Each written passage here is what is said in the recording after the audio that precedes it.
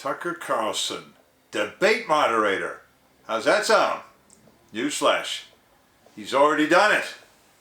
Good morning, ladies and gentlemen. This is another declaration of truth from your host, Terry A. Hurlbut. Tucker Carlson actually started the Republican presidential primary debate last month. Almost 6 weeks, actually 2 months ago now, almost 6 weeks before Fox News muzzled him. Specifically, he asked everyone even thinking of seeking the Republican nomination in 2024 to comment on the Russia-Ukraine war. The candidates' answers put them into two opposing camps. Three, if you count separately, those who are too afraid to answer. Though the anchor tweet of this thread got 4.4 million impressions and 27,700 likes, it got scant attention beyond a few alternative outlets like Axios. That is, until Semafor broke the story, to which I've left a link in the description, that Rupert Murdoch and his son spoke by telephone to Ukraine's president at about the same time. In that light, now is as good a good time to review this thread and the answers the various candidates gave.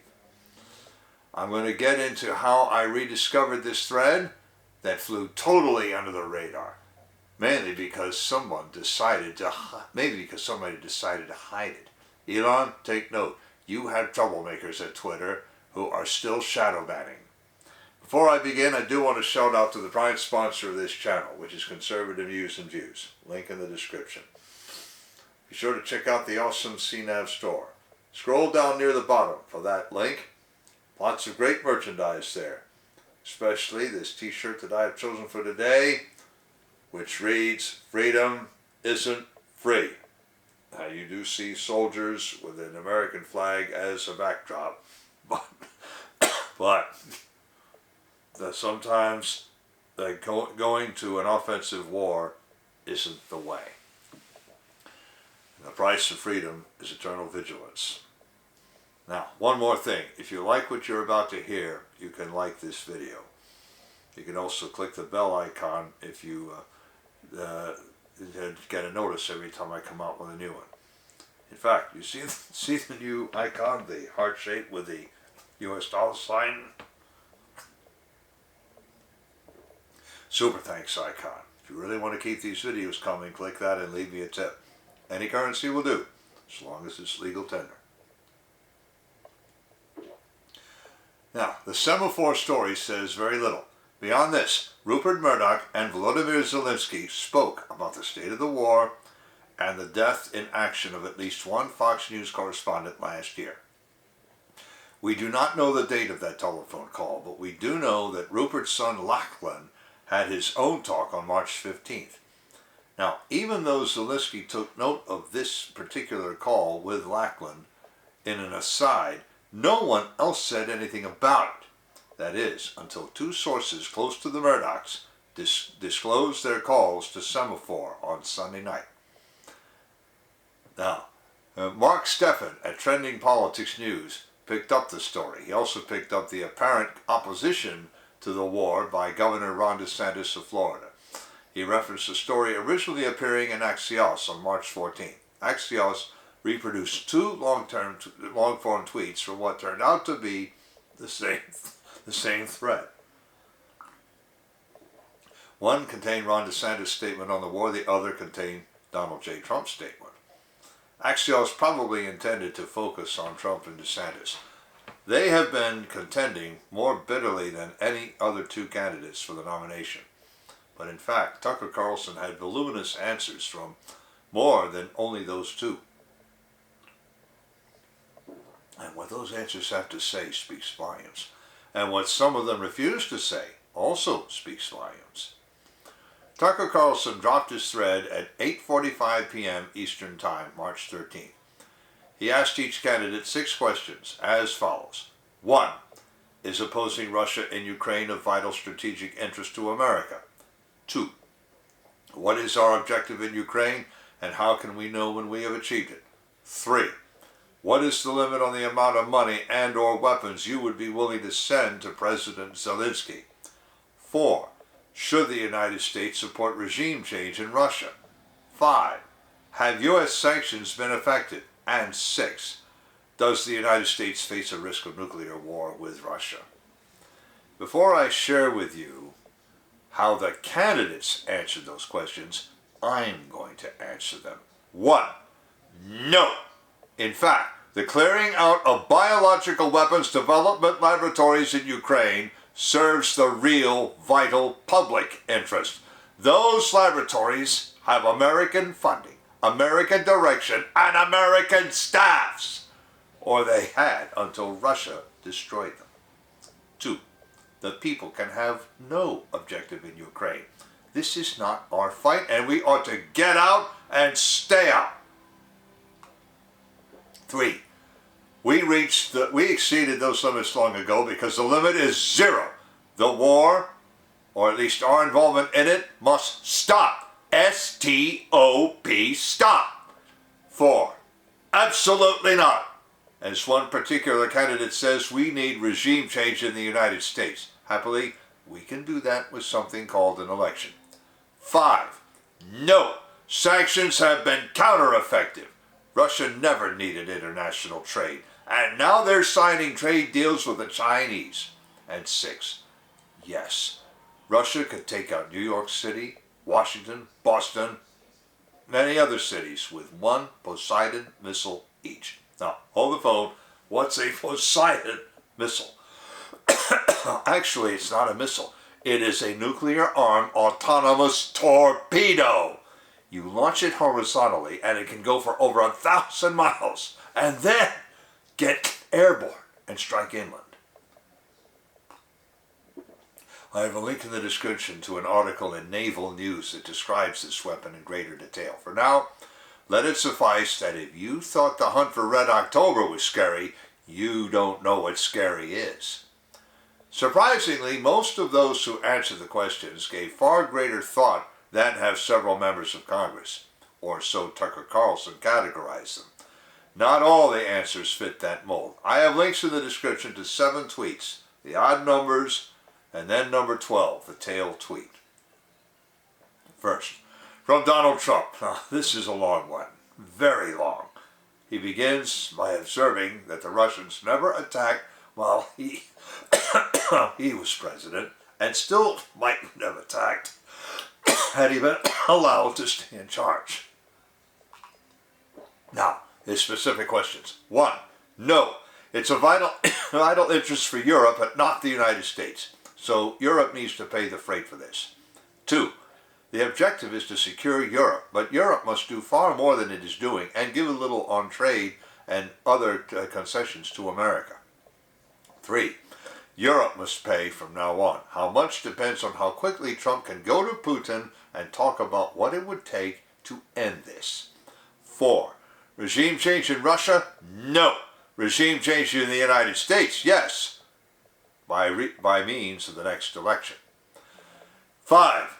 Sanctions have not been effective and have helped forge an alliance among Russia, China, and Iran. And 6. Yes, because Biden says and does the wrong things at the wrong time. Next, Governor Ron DeSantis. Now, I don't know whether to believe him or not because I've heard him say the other way. I say either way. But here is what he said this time. 1. No. Quote, becoming further entangled in a territorial dispute between Ukraine and Russia is not a vital American interest. Close quote. 2.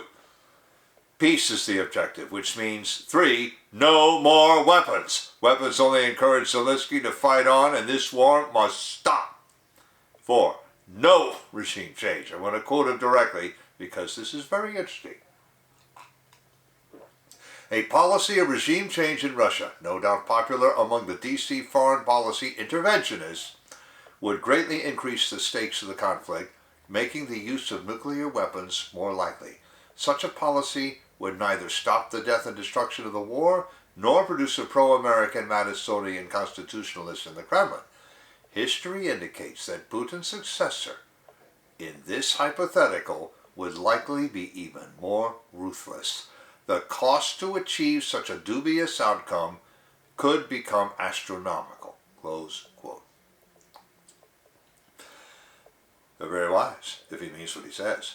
5. No, sanctions have only driven Russia into a de facto alliance with China. 6. Yes, and more to the point, we've got problems of our own. Before I get to former Vice President Pence, let me warn you, this one is going to be SCARY. I want to shout out to a sponsor who can really help you through the economic storms to come. That sponsor is oursilverlines.com. Do you feel like you're working harder for your money just to get by? You are not alone. The fluctuating economy, employment issues, and unexpected changes in life have left many families struggling over the past few years. Collecting gold and silver can help shield you against many of these challenges. But if you're like me many years ago, you don't know where or how to start. Our Silver Lines helps by connecting you with thousands of members who are learning the secrets to creating and protecting true wealth by collecting precious metals. Whether you just want to collect rare and unique coins or take advantage of the business opportunities this company provides, either way, they can help you learn to live an exceptional life. Visit oursilverlines.com, or maybe in a new band you'll see coldhardmetals.com. Same place. Learn how you can build a legacy for your future. And now, former Vice President Pence. When I distill his answers, you will know why he didn't exercise his power in the Senate on January 6, 2021. This guy wants us to believe that we're dealing with the old Soviet Union. And in that light, why, he sounds like Walter Matthau as Professor Gretschel in Sidney Lumet's famous 1964 motion picture, Fail-Safe. 1. Basically, yes. In 2 paragraphs, he says, Putin's a dictator, consumed with conquest. And if we don't stop him there, we'll be fighting him here. 2. Victory for Ukraine and an unmistakable defeat for Russia and its allies. 3. No blank checks, but we either pay now or pay more later. 4. Regime change is a question more for Russia's citizens than for our own. But then Pence quotes a casualty figure. I believe he said 200,000 killed or wounded in action. And he could be right. I've checked with Reuters. 5. Our sanctions would have worked better, meaning his and Trump's, I suppose. But Russia's economy is in free fall. Can you believe this guy? Russia is isolated, but that's how they've always done things, starting with Ivan the Terrible. 6. No nuclear threat because Putin is bluffing. And that's why I compare Pence to Professor Gretschel in Fail-Safe. He actually said the Russians would surrender. Come on, let's hit it from the top, straight from that movie's trailer. Fail-Safe will have you sitting on the brink of eternity. I tell you straight, I do not want that maniac anywhere near the levers of power, and certainly not in the White House. We now turn to Vivek Ramaswamy, and his answer took 3 long-form tweets to include, and it's a doozy. He goes into the history of American wars and the reason for them, our dependence on energy from unstable parts of the world. So, 1. No.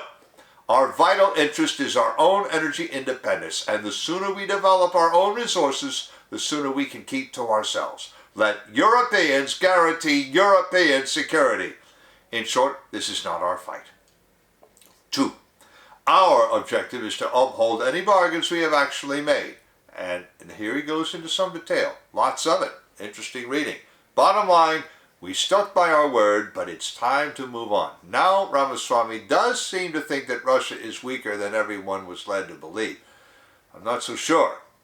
But he does return to the theme of energy independence for ourselves, which will be best for everyone. And above all, Europe must take care of itself. Which brings me to 3. No more, especially when we've been draining away our own munitions. 4. No regime change in Russia.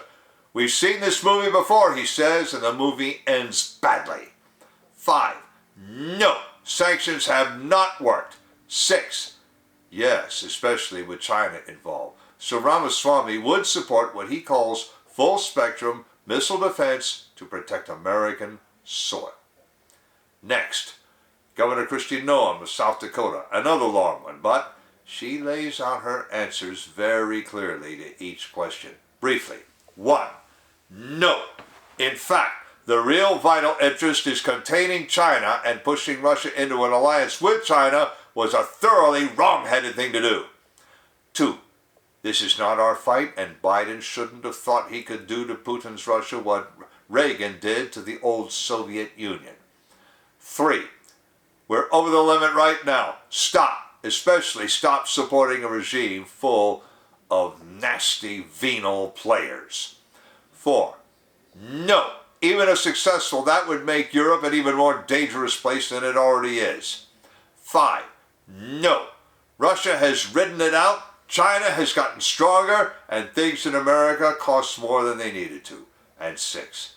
Yes, though she expects Putin to use tactical nuclear weapons in the Ukraine battlefield first, not necessarily to attack American cities. Next, Governor Greg Abbott of Texas. Not much here, so I'll just quote it directly. President Biden's blank check foreign policy in Ukraine has drawn nothing but ridicule and disdain from our adversaries and has diverted funding from essential needs in the United States. Throwing money at Ukraine with no accountability or objective is clearly failing.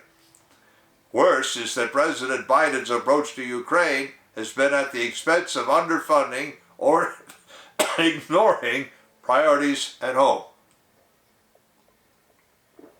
Before he sends any more money or assets to Ukraine's border, he must enforce our immigration laws and secure our southern border.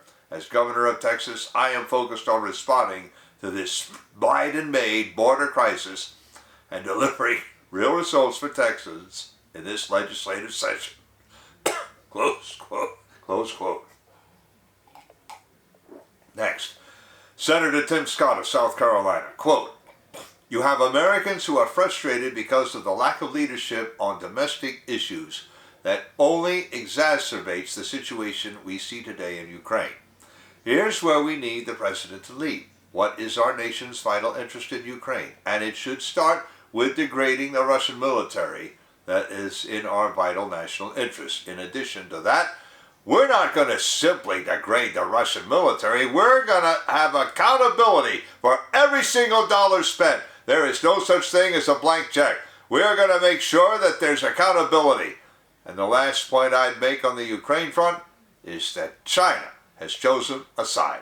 They are partnering. They are partnering with Putin, which means it's enmity with us. China is a risk that continues to rise, an adversarial position they have taken against the American people. We should hear what they're telling us, believe them, and act accordingly. Close quote. Next, former Governor Chris Christie of New Jersey. Quote, Russia's aggression against Ukraine is a national security issue that threatens our alliance and our standing in the world. Our objective is to assist Ukraine sufficiently to enable them to defeat Russian forces and restore their sovereignty. This effort is not about regime change in Russia. It is about respecting the sovereignty of free nations. Also, this is a proxy war being waged by Russia's ally China against the United States. Due to their assistance to Russia and China's recent action in the Middle East, it would be naive to call this anything but Chinese aggression. Our allies and our enemies are watching us. It is on us to assist our democratic allies in defending themselves against authoritarian aggression. If we do not, this aggression will spread and the void we leave will be filled by authoritarian regimes like China, Iran, North Korea, and an empowered Russia if they triumph over Ukraine. Close quote. And last, Tucker Carlson observes, and I quote, the following Republican presidential hopefuls did not respond. Nikki Haley, Mike Pompeo, Asa Hutchinson, Ambassador John Bolton, and Governor Chris Sununu of New Hampshire. Now, aside from those five, you can see that these answers put Trump, DeSantis, if he's sincere, Vivek Ramaswamy, and Governors Kristi Noem and Greg Abbott in the anti-war camp. Pence and Christie are definitely pro-war, and possibly Tim Scott. Tim Scott's answer sounded a little ambiguous to me. Christie, frankly, sounded like Mr. Me Too to Pence's big dog. And Pence, I repeat, that guy's a maniac. I grew up hearing those Soviets call Americans capitalistic, imperialistic warmongers. But this is the limit. As I said, just like Walter Matthau's Professor Gretschel in Failsafe. Or maybe like Sterling Hayden as General Jack D. Ripper in Dr. Strangelove. Well, not quite as bad as that, but bad enough. Listen up, ladies and gentlemen. When Vladimir Putin says he'll do a thing, he'll do it. And when he says he'll see a thing done, it will be done. Count on it. All that to say that Tucker Carlson performed a very valuable service by showing us which of those candidates had their heads screwed on straight and which ones were nutty as no, that would be an insult to that great American Christmas confection that we call fruitcake. But you want to know what the worst problem is? Simply this. Poseidon torpedoes and hypersonic missiles do not discriminate. So we have to do the discriminating in the voting booth and support men like Tucker Carlson to be debate moderators and ask the kind of hard questions to help us discriminate among the candidates. Links in the description to the article, to the Semafor story, to the article in Naval News describing a Poseidon torpedo, to my Declarations of Truth Twitter account, and to Conservative News and Views. I've also left links to the awesome CNAV Store and to oursilverlines.com, as I also mentioned. You know already about how to like a video, turn on notifications, and leave a tip. On the end screen, I'm going to leave a subscribe link to my channel and links to my Ukraine playlist, my Tucker Carlson playlist, and the clip from the movie Failsafe where Walter Matthau as Professor Gretschel makes the first strike argument. This is Terry A. Hurlbut delivering another declaration of truth and reminding you to let the truth set you free.